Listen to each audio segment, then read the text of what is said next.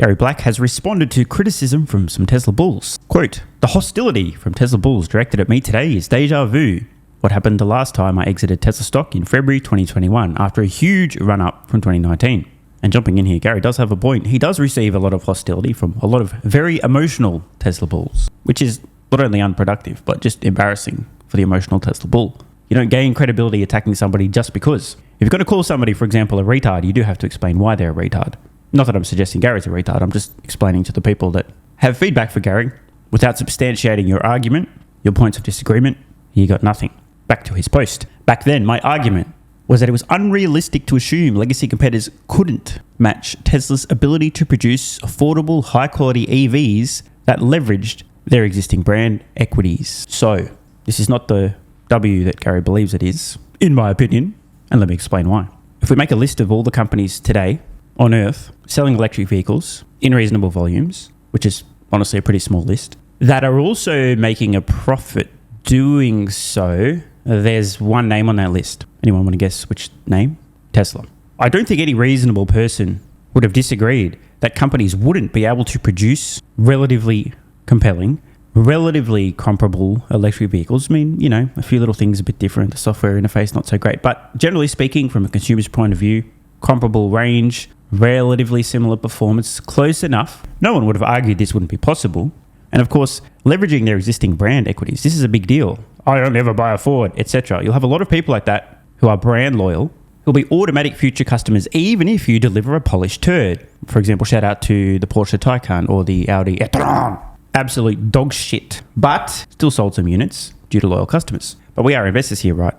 And so if companies today producing electric vehicles, trying to compete with Tesla, are losing money on every product sold, that is not a sustainable business model, obviously. This shows today that Tesla still maintains a massive leadership position just in electric vehicles. Again, the only company making any money selling electric vehicles on the planet. Even BYD appear to be carrying their loss-making electric vehicle business by their highly profitable battery cell supply business. Moreover, there's only one company on Earth that has the world's best-selling car. The same name on the list of companies making money selling electric vehicles at scale, which is literally just Tesla, that same name is also the same company with the world's best-selling vehicle in 23, 24, and no doubt 2025 as well. Same company. Again, only company making money selling EVs and the world's best-selling vehicle, and that's despite its starting price being much higher than a typical number one selling vehicle on the planet. That's how much value Tesla offers. Let's continue.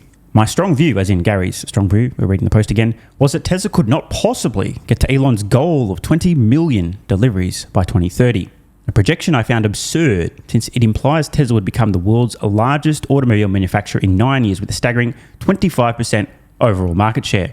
Now I'm going to give Gary a win here. This is a big win. Many of my past projections will no doubt come back to haunt me for years to come, especially as we approach 2030. Tesla's going to get nowhere the fuck near 20 million vehicles. However, a few caveats, and these are not excuses, but it is important context. Number one, we did have the scamdemic and the massive supply chain shutdowns, causing a little bit of a delay. We also now have crazy financial stimulus resulting in sky-high interest rates, meaning massive affordability issues for EVs. And in addition to that, Tesla's Gigafactory in Mexico was put on ice, good thing too, which previously the intent was to produce more affordable vehicles there at massive scale, and now completely on hold. Now, personally, when I began investing in Tesla and also anticipating their stretch target of 20 million vehicles by end of the decade was attainable, I didn't anticipate the scamdemic, the shutdowns, the financial stimulus, blah, blah, blah, sky-high interest rates still today, nor did I expect Tesla to slow the construction of new factories. I also didn't anticipate Elon endorsing Trump, Orange Man bad, the anti-Tesla protests, blah, blah, blah. But more important than all of that is autonomy, which I've said in the past, financially, will make Tesla's entire automotive business look like a rounding error. Tesla vehicle deliveries have always been a very small component of my overall Tesla valuation model, which, funnily enough, was also published back in 2021. Had Tesla not made continuous progress toward autonomy, were they not showing that they have a solution, they're going to scale rapidly and widely, then a focus on their delivery numbers over the long term would be very important because that would be carrying the company. But it's quite evident at this point in time, this is the wrong place to be focused. Now, I'm not taking the win away from Gary. This is totally a good call, right? Tesla's going to be nowhere near this. I mean, 10 mil would probably be an upside scenario. Of course, that's not including vehicles they produce and operate themselves as robotaxis. And at the risk of being wrong again, I will say though, that over the long term, it's quite likely that Tesla will in fact have a 25% market share of all vehicles produced on Earth. Now, some of those will be operated as robotaxis, most actually. a combination of a contraction of the overall personally owned vehicle market, today roughly 80 million units a year. I think that's got to come down a lot. But I do think that this is a realistic and likely outcome. So, to sum it up, on vehicle deliveries, Gary was right, I was wrong, and Gary was much closer to right, and I was very, very wrong. My Patreon OG members, the first copy of the valuation model published back in 2021. If you want to laugh, go look at my base case estimates for Tesla vehicle production. That said, even back then, vehicle sales were a very small percentage of the overall Tesla valuation. And speaking of 2021, back then, I was anticipating Tesla was most likely to launch their first robotaxis in late 2024. At the time, most people are saying it's not even going to happen this decade. Turns out I was off by roughly 6 months. Not bad when given the context of everyone else's predictions. Back to Gary's post. With the benefit of hindsight, it's clear to everyone now that Elon was overly optimistic. Imagine that. In forecasting 2030 deliveries of 20 million per year. And by the way, a little bit of additional context. I think what Elon was really overly optimistic was how quickly Tesla could drive their cost to produce a compelling electric vehicle down.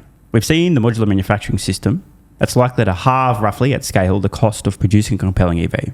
If Tesla were able to get there years earlier, then this number was absolutely within reach. It's really not a matter of if but when.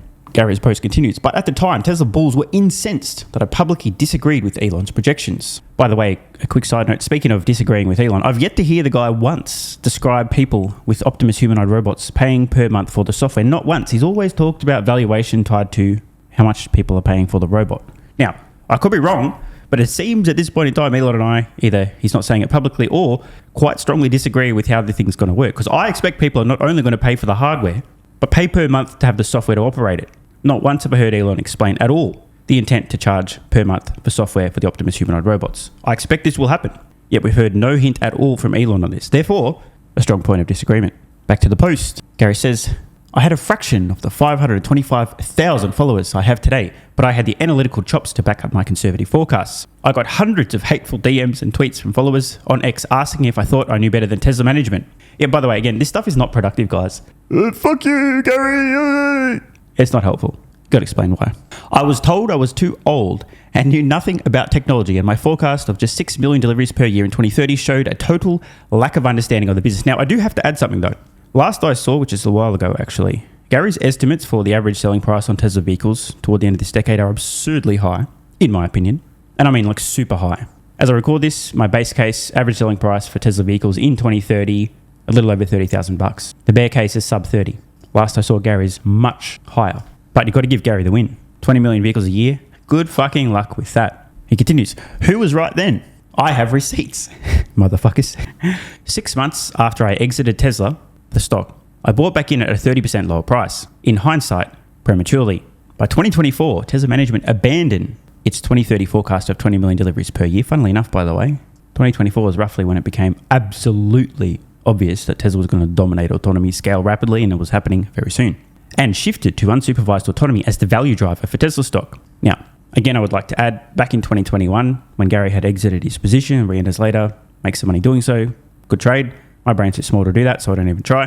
My 2021 valuation model first version was being carried by unsupervised autonomy. Always has been.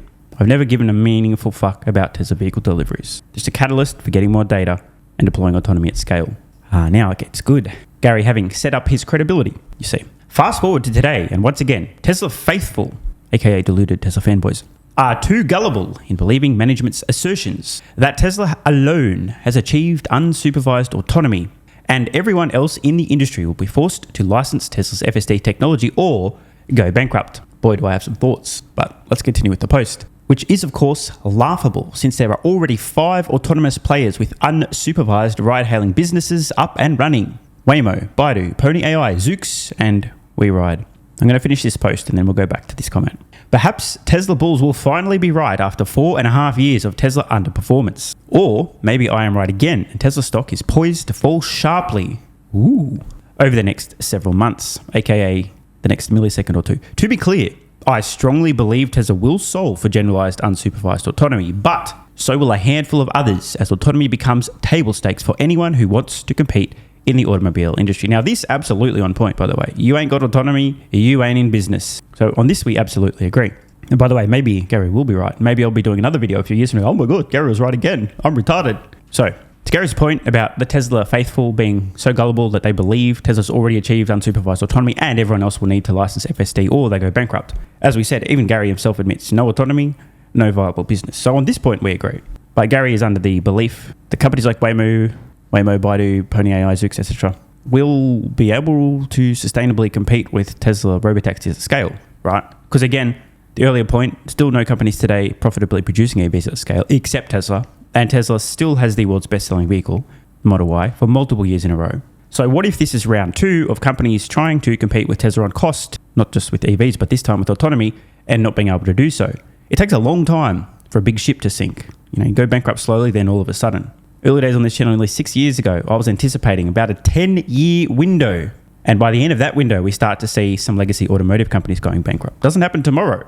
I've described them as Titanics for a reason. Collided with the iceberg for a reason. Don't sink instantly. Takes time. So I think the main point of disagreement Gary and I have is ultimate cost per mile that companies like Waymo, Baidu, blah, blah, blah, can offer to consumers in the same marketplace known as Planet Earth as Tesla. Tesla has the lowest cost to put their hardware on roads. By miles, by the way, no pun intended, literally by miles. Meaning, per mile, Tesla can, if they choose to, charge less per mile for a comparable service. And due to their mission statement, accelerating the world's transition to sustainable energy, they will. More EV miles, less ICE miles. So I've still yet to see somebody explain why companies like Waymo, Baidu, blah, blah, blah, can sustainably compete with Tesla on cost per mile. Just like today, there are no companies sustainably competing with Tesla selling electric vehicles to consumers. So, recapping, I agree with Gary, no autonomy, no business. Where I strongly disagree with Gary is how companies that are going to have a massive cost disadvantage per mile are going to sustainably compete with Tesla over the next decade or so, offering autonomous rides to consumers. And as I've said in the past, the only counterpoint is, well, if they carve out a really tiny niche and charge an ultra high-end super premium $69 per mile and can justify that, they might have a profitable but tiny business. We'll just have to wait and see how this one plays out. And regarding Gary's prediction, the Tesla stock is poised to fall sharply over the next several months. Very dangerous to predict what any stock's going to do over the short term. And yes, several months is extremely short term. So I'm not even going to chime in. What I will say though is Tesla going essentially sideways for 4.5 years is a recurring theme. I don't measure my investing results over months or years, but decades. I'm now going to run through the list of years I've purchased Tesla stock, followed by the list of years I've sold Tesla stock. 2016, I bought some Tesla stock. 2017, I bought some Tesla stock. 2018, I bought some Tesla stock. 2019, I bought some Tesla stock. By the way, not blindly, just because I'm a fanboy and an Elon day rider. No, I could continue to look and ask the question, is there a better risk-adjusted opportunity that I am aware of? And by the way, when I say risk-adjusted opportunity, I'm talking about a decade plus, not just tomorrow. And every time I ask that question, the answer has been no. Oh, admittedly, I have had an opportunity or two to invest in SpaceX, Neuralink, etc. I passed those up even though there was a possibility that they'll outperform Tesla. Too much fucking around. So let's see, 2016 bought Tesla stock, 2017 bought Tesla stock, 2018 bought Tesla stock, 2019 bought Tesla stock, 2020 bought Tesla stock, 2021 bought Tesla stock, 2022 bought Tesla stock, 2023 bought Tesla stock, 2024 bought Tesla stock, 2025 still buying Tesla stock, and now the list of years I've sold Tesla stock. The end. 0 times. Never sold any, continue to buy. The reason I'm pointing this out is just to show that I invest with a very long-term window. I'm not thinking about tomorrow or next year. I'm thinking about the next decade or two. As I said earlier, my brain is nowhere near big enough to even attempt to time the market. Some people tend to prefer the ADD/bipolar/ suffering from psychosis in and out trader mentality, and hey, that can work. I'm not a hater, but I recognize I'm nowhere near smart enough. But I'm smart enough to recognize ultra long-term opportunities. Just quickly wanted to share with you guys Gary's future fund, previously called, now the One Global ETF, all time up 13.37% since launching in August 2021. So it's in the green, but I'm not unfair enough to suggest that even this is a reasonable time frame to assess the performance of this fund. Check back when it's at least 10 years old. I think it's quite evident that Gary and I have very different investment timelines and philosophies. I'm sure Gary would suggest that I am just a gullible Tesla fanboy who'll believe anything management says, despite the fact that my own projections in my own Tesla valuation model all the way back since 2021 has strongly contradicted many of their assertions, sometimes higher, sometimes lower. And even today on the record, not once heard Elon talk about Tesla bot and the software per month. I'm adamant that's going to happen. And in fairness to Gary, let's look at his pin post on X. Some basic lessons for new investors to live by. Let's see how many of these I agree with. Ignore the crowd. I absolutely agree. You make money by going against the consensus. Once again, I absolutely agree. Consensus, everyone's going to solve autonomy, blah, blah, blah. 2, always pick stocks where you feel you have a research edge. Totally agree on this as well. An informational advantage, as I've called it in the past. 3, you rarely go wrong investing in the company with the best product. I mean, it's not the worst philosophy. 4, don't listen to management. They are paid to be bullish. Now, I would add, listen to management, but do not install whatever they have told you is their goal into your brain without thinking about that yourself. Is it attainable? Is it realistic? Blah, blah, blah. 5, study competitors, suppliers, and customer behavior. Be a product junkie. This is great input. 6, have in your mind what you think a stock is worth, which is different from price. Absolutely agree. And by the way, this is not a magic number you pull out of your ass. This is a number produced by your valuation model. You've all got one, right? 7, be able to articulate in one sentence why you own a stock. Good. 8, develop specific downside scenarios that would cause you to sell the stock. Also, great advice. Not just that, but model out a bear scenario, a base case, and a bull case. But also think about what's the worst case. What is the shit hit the fan situation where I actually exit the stock? 9, the highest quality of growth is unit growth, then pricing, then margin expansion, then cash reinvestment. So here, the traditional investor in Gary is definitely coming out. I'm not disagreeing with this point though. 10, be wary of companies that grow by buying other companies. 11, sell discipline. You're selling a stock once it hits your price target or your investment thesis while you bought it changes. And if you do have the trader mindset, this is absolutely true. Now, I'm not, again, being a hater. Reasonable. How could you justify not selling a stock if you're thinking, well, it's hit my price target for the year, therefore I've got to sell? That said, the way I think about stuff over a decade plus time horizon, this just does not gel with my philosophy. More than once, Tesla has previously reached what I determined to be a fair valuation based on my Tesla valuation model, the weighted adjusted averages for all the different scenarios. More than once. And people say, are you going to increase your price target? Tesla stocks hit it. No, doesn't change what I think it's worth. Why are you selling it? Should you sell? Why would I do that? I'm looking over 10 years. Just because today seems reasonably priced based on my own estimates, which are just my own estimates. I feel like a fucking retard for selling 10 years from now, so why would I do that? By the way, quick side note. When I first began investing in real estate, well over a decade ago, decade and a half actually, I went to a bunch of meetups, bunch of real estate investors, asked them all the same question, especially the older ones. Biggest mistake, biggest regret with investing. Every motherfucker, same story, different details. I bought this house, it went up 3 times. I sold it, I thought it was a genius. Now it's gone up 10 times. I should have kept it. Every single person, same shit.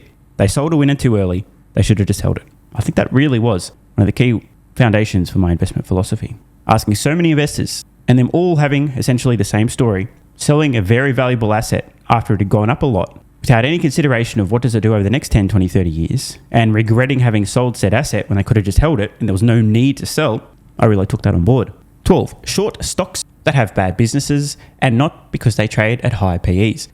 Short any stock at your own risk. 13, two big value creators are brand extension and total addressable market expansion stories. 14, high PEs are a function of high future growth rates and not the industry. 15, when investing in growth stocks, always look for a controversy, e.g. fight. 16, buy stocks that can leverage key secular megatrends and avoid those that will be hurt by them. For example, let's just say self-driving when it comes to the automotive industry. 17, always consider cannibalization of existing products when sizing up new product opportunities. It's a good point. Example with Tesla, if they release a much more affordable vehicle to consumers, obviously some consumers who previously didn't have the choice of buying the more affordable vehicle, therefore they'd buy something like the 3 or Y, will then buy the more affordable vehicle, therefore less customers potentially purchasing the 3 or Y. Obvious things are obvious. 3 and Y have cannibalized massively from S and X. 18, be wary of hockey stick sales forecasts. Shout out to Trevor Milton. Absent new products or expansion to new distribution channels. 19, stock buybacks are accretive if the earnings to price ratio exceeds the after-tax cost of debt or return on cash. And 20, price cuts rarely add value since competitors usually match them, ... if they can. Overall, I think some pretty good advice. I disagree with a few of these points, or they're just very different to my own investment philosophy. And I'm not just making these details up after the fact. Again, my very first ever Tesla valuation model, published on Patreon. Join, link in description at the invest level and above, and you can look at the current version, not the original. Always, from day one, was a 10-year model, a decade. And that's not to say I don't model beyond that. I do. It's just the level of uncertainty becomes so extreme. There's no point sharing that, but I still go through the exercise of attempting to model what it could look like 10, 20, 30 years into the future. These long investment horizons drive all of my investing decisions. So the question, will Tesla bulls finally be right? Or is Gary right once again? And a handful of other companies will also solve generalized autonomy and somehow sustainably be able to compete with Tesla. What do you guys think? Let me know in the comments below. P.S. Love you, Gary. Want more content? Early access? Bunch of perks? Click the links in the pinned comment. AG1 is awesome. I've been taking it daily now for more than 3 years. It's a great way to fill in nutritional gaps. It's packed full of vitamins, minerals, and whole food source nutrients, plus has prebiotics, probiotics, and adaptogens to improve gut health, regularity, and help your body handle stress. I'm always looking for an edge to help me feel and perform my best, which is why I haven't missed a day of AG1 for more than 3 years. Just try it and see how you feel. Click the link in the pinned comment or head to drinkag1.com/SMR and get yourself a free 1-year supply of vitamin D3 plus K2 and 5 travel packs.